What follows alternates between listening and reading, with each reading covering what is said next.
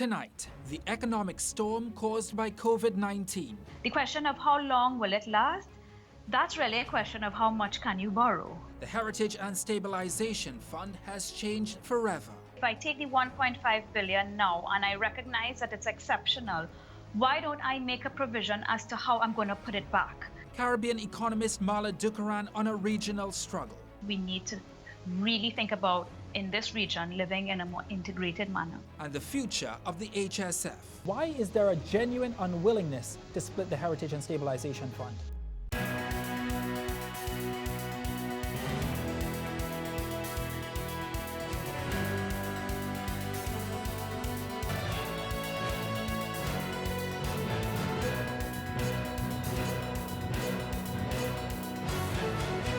Marla Dukharan, welcome to ViewPoint. Thank you, Ryan. Thanks for having me.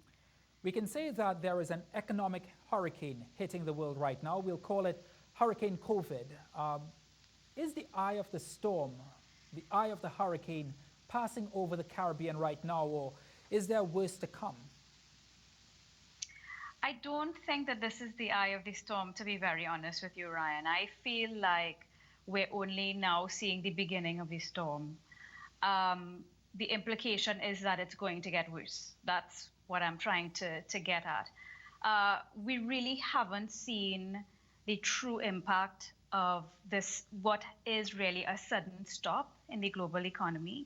We really haven't seen the true impact of people being laid off and not having an income to spend and consume and support their livelihoods and those of their families. We really haven't seen the full effect of the productive capacity of these countries and, for example, our manufacturing sector and our retail sector really shutting down, and what that can do to not just jobs, but the overall macroeconomy and in terms of its stability and growth. And I think we really haven't seen, so in any shock, which is what we're experiencing now, there's a first round effect. And unlike a hurricane where there's a first round effect and then there's that eye that you talked about, and then there's the tail and the feeder bands and so on, what you have when there is a shock to the economy is you have a first round effect and then a second round and a third round and so on. And I think we're very much still in the first round, and that's why I'm saying that I think it's a good chance that things are actually going to get worse. We're really only now seeing the beginnings and grappling with the beginning of this crisis. If this crisis lasts another 3 to 4 months, perhaps even longer, what is the Caribbean and Trinidad and Tobago in particular going to look like? Well, Ryan, in the first place, how do you determine how long it's going to last? We have to look at that curve that, of course, there are these curves that are viral now that tell you where we've gotten to in terms of the amount of cases of infection against time. And everybody, all countries, apart from those in those Asian countries like China and South Korea and so on, they are on the downside, on the part of their curve that's showing that they're tapering off and getting better. We're still on the upswing. And so you're asking what's going to happen, how long it's going to last, if 3 to 4 months. Clearly, if you look at where we are on our curves, in the Caribbean, we're very much still in the beginning, early stages. And so, yes, it is likely to last a few months. What is it going to look like? Well, I put out a report yesterday, I'm not sure if you saw it, that discusses, in particular, the tourism impact on the region and the oil and gas sector impact on those who are producers in the region. And I did 3 scenarios for tourism. And the reason why I focused on tourism, I know in Trinidad we don't think too much about tourism, but tourism really is the biggest sector, the biggest industry in the whole Caribbean, in terms of its contribution to GDP and in terms of its contribution to employment. And what I think is important to note that in those 3 scenarios that I outlined in the report, we're looking at, first of all, 0 cruise ship arrivals for the rest of the year. I think it's fairly safe to assume that people in general will not want to go on cruises regardless of the price for quite some time.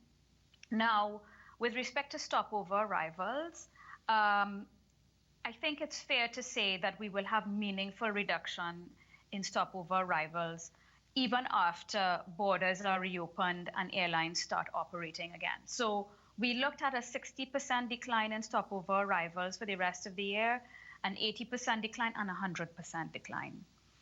And what we saw was that when you look at a 100% decline, meaning no more stopover arrivals for the rest of the year, and no more cruise ship arrivals for the rest of the year, you're looking at about a total of a 80-something% decline in stopover arrivals for the whole of 2020 versus 2019. That means almost a complete collapse of the tourism sector in this region. And that is actually what we're looking at this year. It's really going to be devastating. There are many hotels all over this region that have shut down. Of course, you would have seen Sandals being one of the most noted ones. A lot of people have been laid off. But when you think about the linkages to the macroeconomy that the tourism sector has, so for example, the tour operators, agriculture, the people who are involved in shipping, the people who are involved in retail, restaurants, bars, all of them, even fishermen and farmers, are affected because they all create a product or a service for the tourism sector, directly or indirectly. And so this is going to have massive economic and social consequences throughout the region. I'm glad that you touched on that, because I just want to ask you about low-income jobs as well.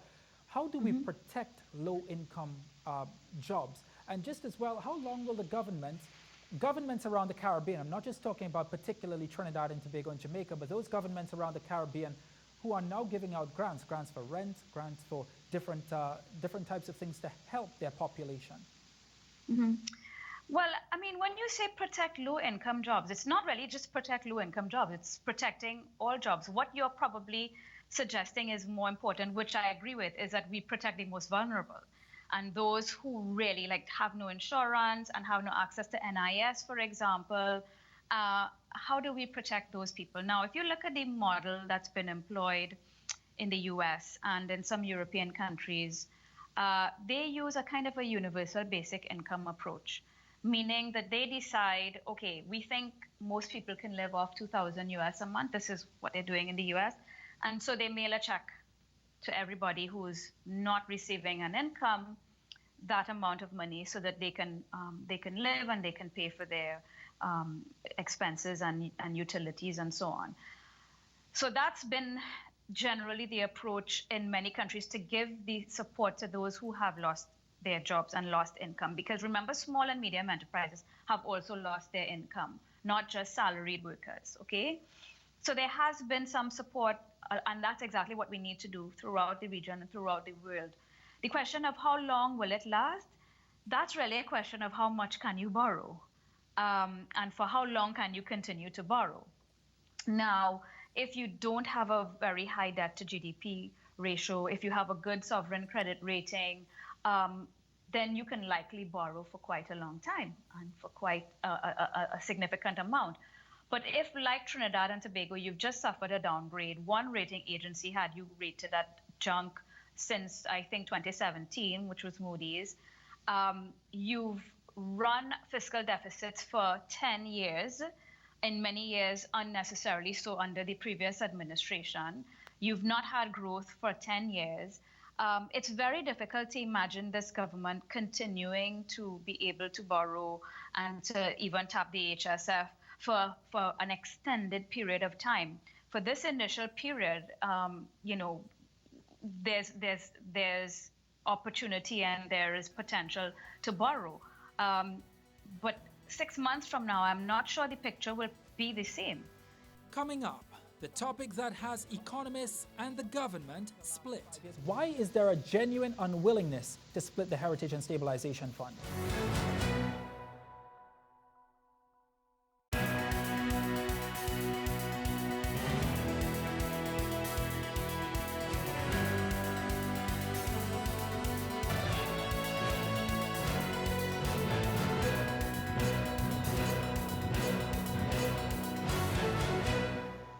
then do we source funds from here in the Caribbean? Do we go to other countries for loans? Do we go to the International Monetary Fund? We've seen that China is sort of getting a grip now on the novel coronavirus. Will China jump in and help the Caribbean as it has been for quite some time? Well, yeah, I mean, China has been helping many countries, not just in the Caribbean, but worldwide, with ventilators, with basic, bilateral assistance. But to answer your question as to where else in the region they can get help, the IMF has come out with emergency relief funding. So has the World Bank, so has the IDB. And they apparently disperse very rapidly. Haiti, for example, has just gotten some relief from the IMF. You can also get assistance from other bilateral agreements and arrangements with other countries, whether being the US, the UK, Canada, and so on. So there are various sources of assistance. But unlike a hurricane, which is the analogy you started with, when there is a hurricane, there are a few countries that are devastated and other countries that are unaffected that can come in and help you. In this situation, everybody is affected, right? And so it's hard for some countries, I would imagine, to prioritize another country's well-being over their own. So you might find that on a bilateral basis, there may not be so much assistance forthcoming. But from the multilateral lending agencies like the IDB, the CDB, the World Bank, and the IMF, certainly they have funds earmarked to help support countries in need at this time. One of the solutions or potential solutions that I forgot to mention is potential foreign investors. But you make a very good point in the sense that with everybody being affected all around the world, foreign investment in the Caribbean may be very slow, or if not altogether stop. I don't know that anybody's investing, whether domestically or foreign, at this point in time, to be very honest with you. Assistance, bilateral assistance is one thing, but investment, I think I would be shocked if there's any FDI going on right now. The government of Trinidad and Tobago, in trying to buffer this storm that has hit TNT, what grade would you give them so far? I think the government's response in terms, now I am not a healthcare professional, so I prefer not to comment on the measures that they've taken to contain the virus itself. I am not an expert. The economy, I'm talking about the economy in particular. Right, okay, so I think their response is appropriate in terms of supporting businesses and people. So the businesses, the VAT refunds, for example, which was supposed to happen anyway. And to support people by giving, some relief in terms of those who have lost jobs via the NIS in particular. These are measures that we need right now. I have a difficulty, however, with the fact that we've had legislation passed in a rushed manner to basically put an escape clause into the Heritage and Stabilization Fund's framework that would allow for the Minister of Finance to access the HSF when there is a quote-unquote precipitous decline in revenue or an expectation of a precipitous decline without a numeric definition of what precipitous really is. I think that whilst we need to find resources right now to make an injection financially, I feel like there were other sources that were available that could have been accessed before we go to then dismantle the safeguards that exist for the Heritage and Stabilization Fund. But in any event, that's all academic now because it's already been done. It has already been done, but you have very strong views on the HSF. I just want to read to you a quote from yourself in Sunday's Business Guardian. You said, "The Heritage and Stabilization Fund is there and should be accessed within the fiscal rules. We should not be breaking these fiscal rules. We should not be amending these fiscal rules. There is so much more we can do before we go there," you said. How do you suggest the government goes about it? What are the other suggestions that the government should have taken before going into the HSF? Well, the government can borrow very quickly from banks domestically. There are two banks that are majority government owned as well. And there is excess liquidity in the banking system. So that's the first thing. The government could have looked to borrow from the banking system domestically, and that is a very, very quick turnaround on that, in my estimation, on that front. There is also, as I mentioned, rapid relief from the IMF and the IDB. I don't think we qualify for World Bank, and also the CDB. So those three multilateral agencies were ready and willing. The IMF said they got requests from 80 countries that they're processing within days to give relief to some countries. So to me, those two major channels we should have employed until such time that we can reasonably, within the framework, access the HSF, which would have been at the end of the fiscal year, which would have been, say, in October. Now, so let's say we've already gone in and taken the 1.5 billion from the HSF. What I find very odd, two things. We rushed through this legislation to amend how we can access the HSF. But why didn't we look to split the HSF in Heritage and Stabilization, which this administration had said they would have done years ago? Hasn't been done. They're passing legislation to amend the HSF, but they still don't split the two. I find that very odd.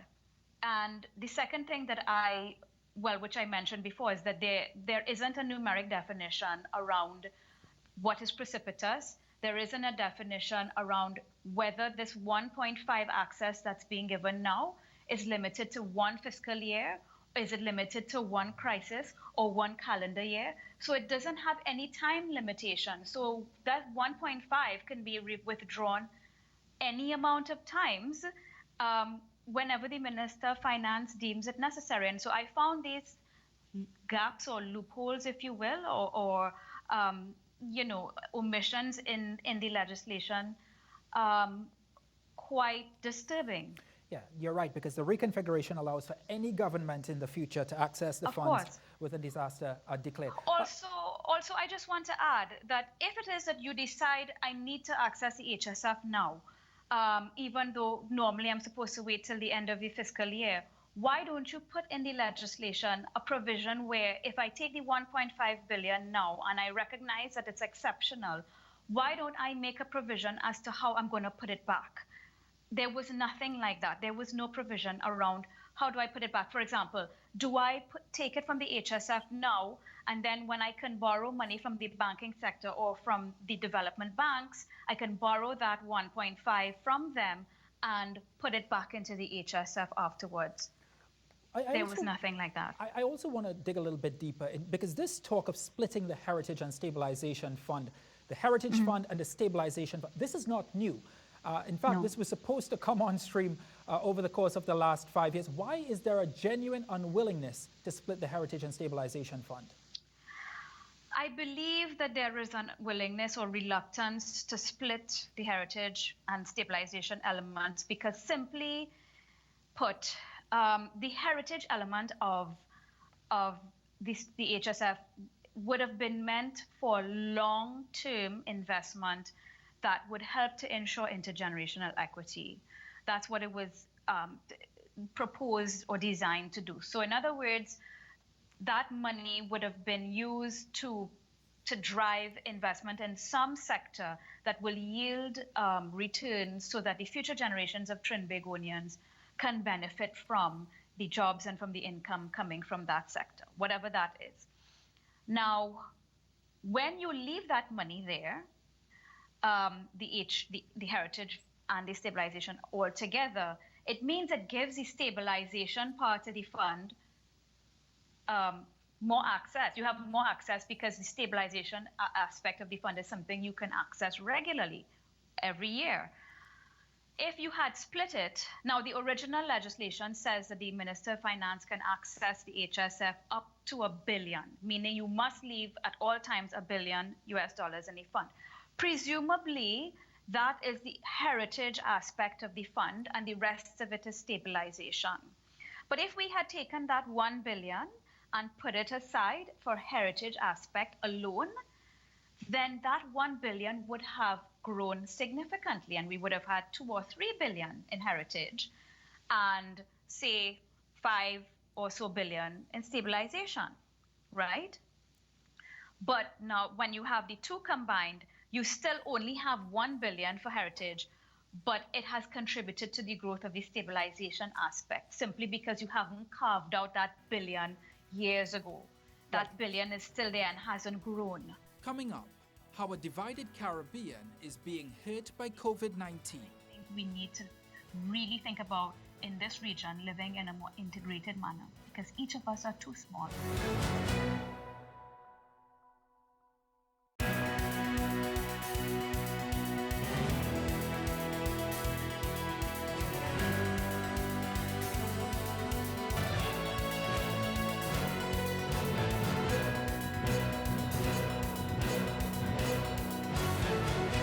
Like you said, Marla, the legislation has already been passed. How do we now guard against reckless spending of this US $1.5, $1.1 billion? I don't know. I mean, it goes into the consolidated fund, and the Minister of Finance spends it as per the budget and as per the needs based on these exceptional circumstances. In terms of your question, how do we guard against? How do you guard against overspending from the consolidated fund? You can't. What should businesses do? I know that you encouraged businesses to speak up when it came to the HSF. What should businesses do in order to ensure that they are sustainable throughout this pandemic? You know, it really depends on which business sector, what sector of the economy you're in. Now, this crisis is a supply shock more so than a demand shock. It has created a demand shock, but it's really a supply shock. In the sense that people cannot go to factories and work. People cannot go to work and produce what they normally would produce. And so every business, except those who can truly operate online and remotely, have been severely affected. And what can businesses do? Not everybody can do this, but whichever businesses and whichever aspects of your business that can be done remotely and can be conducted online, that's what you really need to be pursuing. I mean, in Barbados, there's been a huge push for businesses to get online and to tap into this new delivery service here in Barbados called WeFetch, where they have all these vendors, small and medium enterprises, who can produce in their own factories or homes, for example. And this business collects your inventory and sells on your behalf too. So somewhat like a mini Amazon, if you will. And that kind of arrangement, that kind of structure is what will work and what we have to try to, as quickly as possible, gravitate towards. Because you really can't go out in the marketplace and sell in malls. Shopping malls, for example, can't open and you can't sell that way. So you have to find a way to be able to put your goods and services out there online, and that you can deliver as well. Now that this is happening, this pandemic is happening, more and more a cashless society is not only emerging but also being encouraged. How can the Caribbean adapt to this much more cashless society? Well, the Caribbean is not a cashless society. We have countries in the Caribbean where 90% of transactions take place in cash. And so the Caribbean needs to move towards more cashlessness. How do we do that, and what's the best way to do that? Well, for example, at BIT, we are doing a digital EC dollar for the Eastern Caribbean. That will mean that people will be able to use digital currency, legal tender, on their phone and be able to send money peer-to-peer. So Ryan, I could send you money from my phone to your phone, and it's legal tender, it's real money, it's issued by the central bank. You can send me money, we can pay for our lunch, we can buy groceries, we can pay bills, and we can pay for goods and services. Our businesses can accept this money as well from us. And that's, in my view, the way we really need to go. Beyond that, I mean, beyond domestically adopting a digital currency, which, by the way, would make it a lot more easier when the government wants to. You've heard of helicopter money that many countries we've discussed earlier, but we didn't use that term, where, you know, governments are just putting money in people's hands. If you have a digital currency, then you don't need to mail a check, because then you mail a check, then they have to go to the bank and line up or deposit this check and wait for the money to be cleared. But beyond your own domestic digital currency, we're working on something called the Caribbean Settlement Network, for example, which seeks to form a network of networks. So if each country has a digital currency network, then you have a connection, a network that connects all of those digital currency networks. So I can sit here in Barbados, again, and send you money from my phone to your phone. I have Barbados dollars, you have TT dollars. When it leaves my account, my digital wallet, it leaves in Barbados dollars, but it arrives at you in TT dollars. And in between those two, there are two central banks that have an agreement on how that currency is converted, that digital currency is converted. And that's what we're trying to build, and that's the future, I believe, not just because of this crisis, but this crisis makes it that much more clear why we need this. You released a report yesterday. If you had the opportunity at this point in time, Marla, to frame policies, what would be the first things you do? That's a good question. I mean, one of the first things I would do is I would make sure that we have a committee that thinks about these things on a regional scale, the short term, addressing the short-term problems, but the long-term problems as well. And I feel like we're focusing on the short-term when we don't focus on the long-term. If you think about one of the most important things I would address, Brian, is food security. Food security, energy security, and intra-regional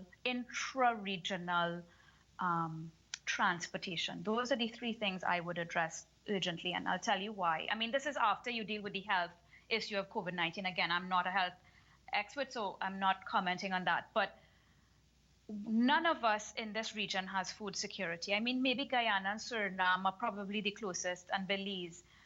But when you think back to the West Indies Federation, this is what the idea was, that as a region, we can have food security because individually we can't.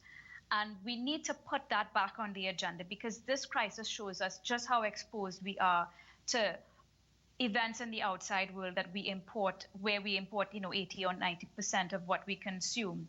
So we need to put that back on the agenda on having food security and promoting regional agriculture, not just local and regional, but more so the integrated regional agriculture. Intra-regional travel and connectivity, because that will also drive intra-regional activity. And even when intra-regional travel, let's just say all our little islands are able to deal with COVID-19 and don't have the kinds of spread that we've seen in bigger countries. The tourism sector would benefit if we could have continued with our intra-regional travel within the Caribbean, but shut off to the outside world where the virus is still raging. But we don't have that kind of we do have connectivity, but a lot of times you have to go through Miami to get to other Caribbean countries. And the third thing is energy security. So many countries in this region are shifting towards renewable, and that's something that we need to do. But we need to have, I think, a regional solution, because you have countries now like Guyana, Suriname, and Trinidad that have this plentiful supply of oil that is every day falling in price, and we're losing money because of it. And if we had a regional solution that is holistic for energy, we could have had mechanisms where we could have stored this oil. There's no storage globally left for oil, but we could store this oil when prices are too low to be exporting it, and we can share amongst our neighbors in exchange for food, for example. I think we really need to think differently about how we live. We need to think about living in a more sustainable manner. And I think we need to really think about, in this region, living in a more integrated manner, because each of us are too small. And we need to think about how we can address these problems collectively in an integrated way. Marla Dukharan, thank you very much for being on ViewPoint, and thank you very much for joining us from Barbados. Thank you so much, Ryan, for having me. I appreciate it. All the best to you.